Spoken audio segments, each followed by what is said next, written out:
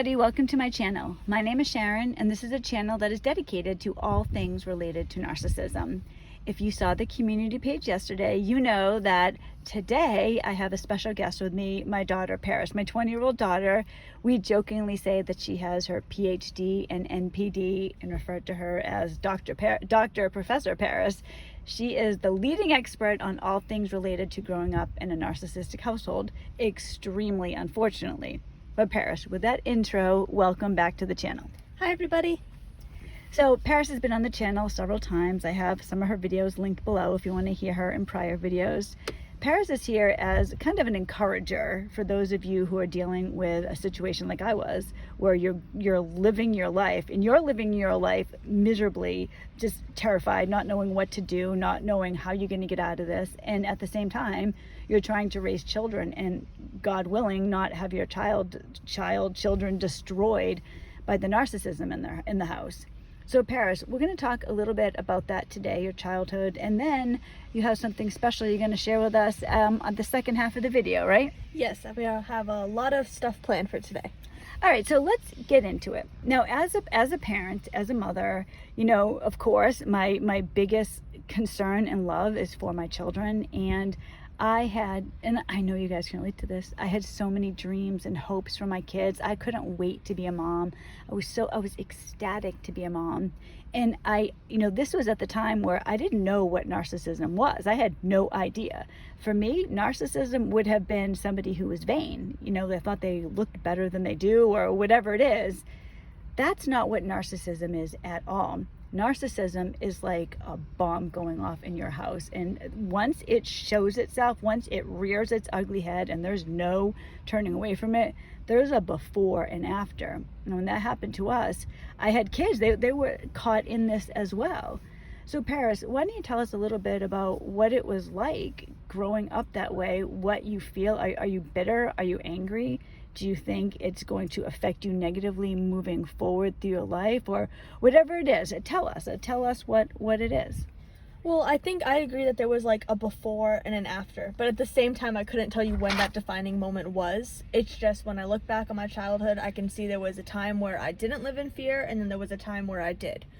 And living in that active fear back when, before you were separated from my father, but then also after it too, when we lived separate from him, but we knew he was actively stalking us. We would see him drive past the house, or he would text you, messaging you about what mail we had gotten that day, like because he had seen pictures of it.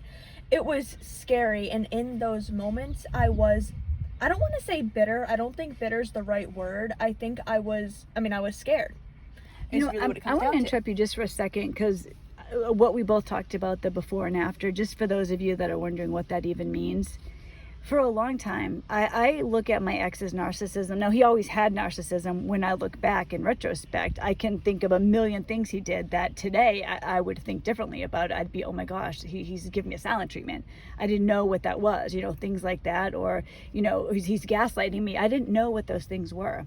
I thought he could be a jerk sometimes. But there came this time, and I think this happens to many, many of us. I know this happened with Joe's situation as well. The mask is off the narcissist. And for us, this started when your brother, on his 13th birthday, that year, the year that my son turned 13, and I guess you would have been 15 at the time, my ex just, what happened, like the backstory here, is that my ex told me one day that he had charged up $100,000 in credit card debt. I was not okay with it. Not that I ever would have been okay with it, but I did not. He groveled and told me he was sorry and he's never going to do this again, and I was not okay with it. My codependency had been broken, and his tears, nothing worked. And he became bitter and angry, and his mask came off, and he was never the same. He has never been the same. And I've told you guys before, when you're dealing with a narcissist, I know you feel like they have everything over you. It's exactly the opposite. They are dependent on you. So it was that year, and then he started not coming home. He started drinking excessively, and I think he was always drinking excessively, but he wasn't hiding it anymore. He was living in the basement, and it was bad. And then eventually we separated, and the police were involved, Child Protective Services were involved, and so there's our before and after. Before, I was codependent. We were living this life, where it was just he was getting away with it, and your brother and I were kind of living our own separate life. And then it became dangerous, and the mask was off. And yeah, at that point when the mask was off, it was like, I mean, I can see it, and I know my brother can too when we look back to when we were younger, but we were kids. We thought it was normal. We thought it was normal for your dad to like kind of be like minimally involved. That was normal. But then he went from being like minimally involved to, I mean, he had good days. I had fun with him when I was younger, but now to literally being terrified of him all the time. And in that time period, I was scared, and I felt like it was unfair, and I was jealous of my friends to some degree because they felt safe in their own homes. But now that we're out of it, I don't want to say like, it's like, oh, it's nothing, or, oh, that's just what I knew. It's nothing much really. Just, I had a rough childhood.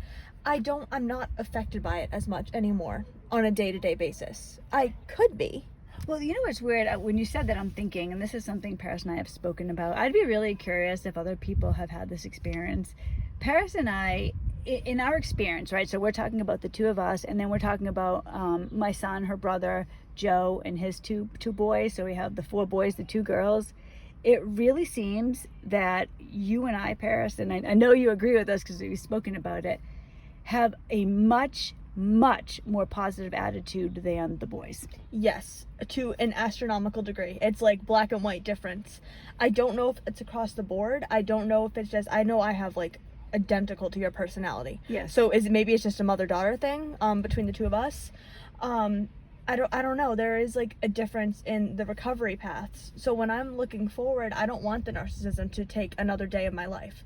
I could be upset about it, and I think when I think about the financial side of it, because there are, while I'm not actively scared of him on a day-to-day basis, finances do come in my face time and time again, where I'm like, I'm still screwed over. Well, let's talk about that for a minute.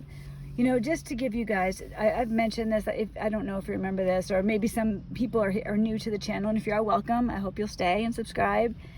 Paris had her college fund stolen by her father. Now, my ex grew up a typical rich kid, like stereotypically negative rich kid when I say that. Everything he wanted was handed to him. He was going on vacations multiple times a year. He had $1 million beach house. So he was living the high life. When he was 16, he had a car given to him. He crashed it. He was given another one. And I'm talking like he had like a Saab.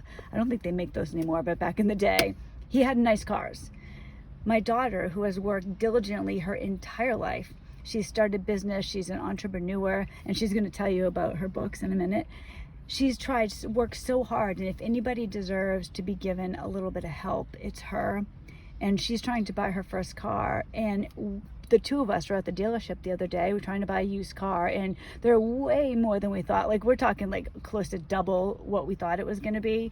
And it just, you said to me something, because she's the only one of her friends that doesn't have a car. And we're not talking about rich people here. Like, this is just average, regular suburban kids. And everyone has a car. And she said to me, gosh, well, how can everybody afford this? How can they do this? And I'm thinking, and I said to you, I was like, well, their parents, I'm sure they're helping them. Yeah, it's like that realization, like I don't want to say lost out, because when I say that generically, I feel like it makes it putting the blame on you too. I know it's all my father's fault. Like, so when I look at this and I get mad at him for this, but to some degree, yeah, I'm the only one of my friends without a car, and having a car isn't everything, but I have to borrow your car to go to work. I have to borrow your car to go to school, to do anything. I don't have my full independence because I still need to borrow a car. And I've been saving for a car since I was like 13. That's been over 7 years. I've been starting different businesses, and it's frustrating because I'm like, as much money as I put aside, I still can't afford it. And yeah, it's because my friends have opportunities that I didn't have. But at the same time, not having everything handed to me, like, it makes me want to work harder. I think there's that's a positive aspect, thank God, and that's very true. There's an unfairness to narcissism, you guys, and I think it's really, really easy to get caught in that, because it isn't. I'll tell you something. My ex had the $100,000 credit card debt. I had to pay half of that. Even though I know he hadn't paid it. I was getting the bills in the mail. So he owed $100,000 in credit card debt. They were trying to like bargain him. Like, well, it was 4 different credit cards. So it was something along the lines of, he owes $25,000. We'll just say he owed $25,000 on 4 credit cards. He was getting a deal. Give us $12,000 and we'll call it a day. We won't ask for that. He was getting those. I know he didn't pay $50,000 in credit card debt, and he didn't do that from the sale of the house. I did. None of that was taken into account. I couldn't afford a lawyer. I'm the one with the 2 kids. We're the one that lost our home. We lost just about everything, and then I'm paying money. I'm paying him $50,000 first. And I'll tell you something else. My name wasn't on those credit cards. I didn't charge 1 penny, not one thing. This was all behind my back. He knows this. He knows he stole money from not just Paris, but my son as well. He knows this, and it's so unfair. And right now, I would love to be able to help Paris in a way that I cannot do it, because now there's no financial support from the ex at all. He took everything he could. He had the expensive lawyer. He steamrolled over me. I got the kids, thank God, and if I could have nothing else, I would have had it. But there's a horrendous unfairness, and it would be very easy. Now, Joe gets bitter about it. It would be very easy to be bitter, but you and I, that's just, thank God, that's not happening with us. It's almost like a motivation to work harder. And it's like, too, like, I think I've used this example on the channel before. It, to some degree, like, I mean, now, granted, I don't want to say, oh, if you buy your kid a car, that's not fair and that's not a good idea. No, like, that's something different. But using it as an example, with college and stuff like that, I have seen that the vast majority of kids who got the money handed to them and had their parents or grandparents cover everything, not a penny coming from them, they're dropping the classes. They're the ones who are flunking from their classes. They're the ones who aren't showing up. It's the people who paid out of pocket that are, like, working to keep it that way.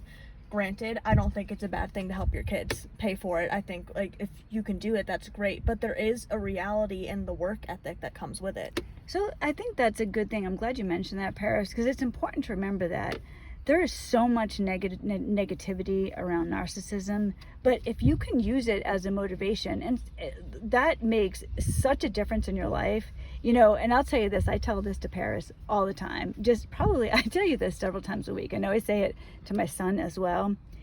I tell you, be careful who you marry. Now, not that Paris is engaged or planning on getting married anytime soon, but there is literally nothing as important in your life as who you marry when it comes to being affected. It's astounding. So even just that, realizing, okay, like my hope with my children is that go here on out, and I hate that my children have to start this. I would rather that this happened with my parents and they benefit from this.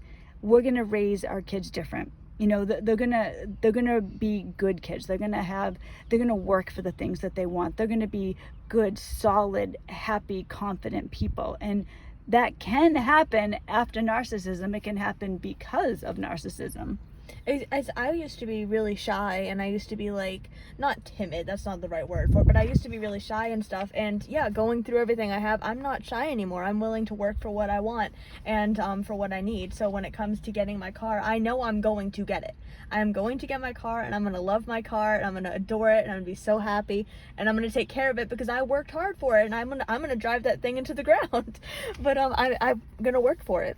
I don't think that there's anybody that works as hard as you, Paris. And my son too, he's not quite the go-getter that Paris is, but he's younger and he's doing that. But Paris, tell me, what do you say to people who have kids who are maybe a little bit younger than you, people who are still with the narcissist, people who are in the middle of the divorce, people who are scared, and people that don't know literally how they're going to be able to pay rent, or because we were stuck for a long time financially, a long time. I can remember that month was coming up, and I had to pay the mortgage, and then we literally didn't have heat in our home at night. I turned it off at night. I bought the kids electric blankets. We had propane. It was $1,000 a month, and I am not joking when I tell you that. $1,000 a month. We cut that down, and by just the scraping by with heat, we got it down to $750. It was literally, guys, propane in New Hampshire is outrageous. And I can, and her father wasn't helping. I was going back to work so I could pay so that we could heat the house, and at night we never could. So what do you say, Paris, to people who are living like that right now and who think, oh my gosh, like my child is going to be messed up, or how can I do this? What are they thinking? Are they going to be okay? I would say, I mean, it's hard to, when you're in that moment, to hear like the positive advice and be like, yeah, she's right, it's gonna be great now.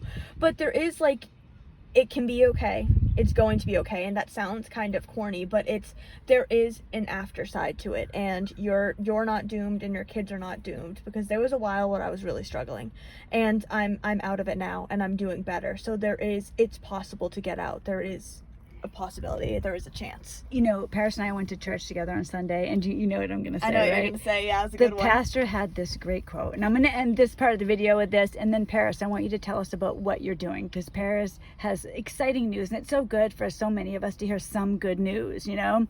So the pastor said, it's going to be all right. Oh, no, he said it's going to be all right in the end. If it isn't all right yet, it's not the end. And I just thought that was so fantastic. I really like that quote as well too, because it's positive and it's motivational. And it's true. Yes. So Paris, now I'm going to hand over the microphone to you. Why don't you tell us about what's going on and how people can help you, how they can help you get that car? Yes, if you want to help me fund my car, I got a great deal for you guys. Coming in with my salesman, my marketing skills, I guess, my aspects. So some of you may know I am a published author. I have 4 books out right now. I have my debut trilogy. It's titled the Magi Trilogy. It's a YA fantasy trilogy. So if you have kids, I've had readers as young as I believe 10 or 11, and I've had readers as old as in their 70s. So basically anybody can enjoy it. It's clean, it's fun. It follows a young girl named Rose as she discovers she has healing powers, and her family goes missing, and it's her job to save them and soon save everybody like her with powers. And I also co-authored a book with a very close friend of mine titled Theater of Memories. Slightly older age range, it's 14 and up, we're saying, and it is a magical realism that deals with the cursed theater. Joe and I are reading this book right now. Yeah, it's a good read. I would recommend it. You know, I could say that because I only wrote half the book. I edited all of it, but I'm giving credit, wow, that book my co-author wrote, amazing.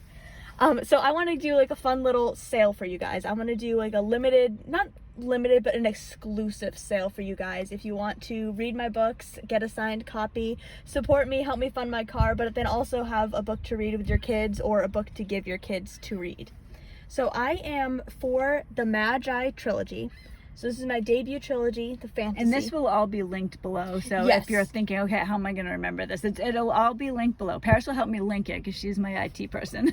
I will get everything linked, and I'll also put my business email on there. So if you have any questions, just email me and I'll be able to sort it out for you. Or maybe I'll be confused too and be like, okay, good point. I don't know what's going on there, but hopefully that doesn't happen. If you want to get the books in the Magi Trilogy, so I have The Magi is book 1, Illusion of Fear is book 2, and Beldestein is book 3. Maybe you already have some if you've heard about the books before. I'm going to give you guys 20% off with free shipping on signed copies.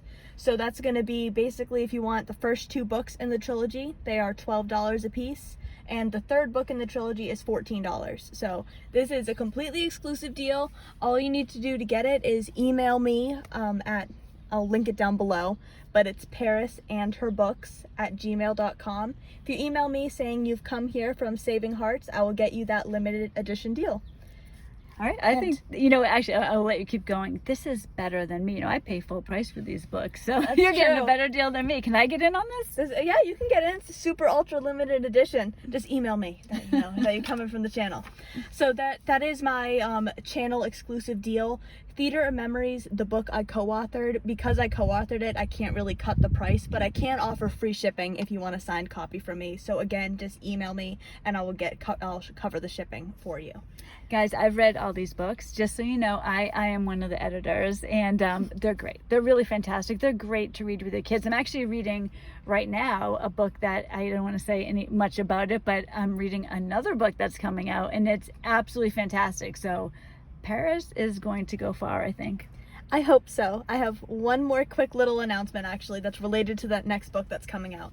This Friday, so this video is coming out on Thursday, Friday, April 12th, the Magi Trilogy ebooks are going to be 99 cents a piece. So for you guys listening to this tomorrow, one day only deal. They're 99 cents a piece on Amazon. You can just, I'll have the titles down below. You can type them into Amazon, get them for 99 cents a piece. One day only. Guys, so don't miss out on that. And thank you, Paris, for being here, and thank you everybody for listening. Really appreciate it.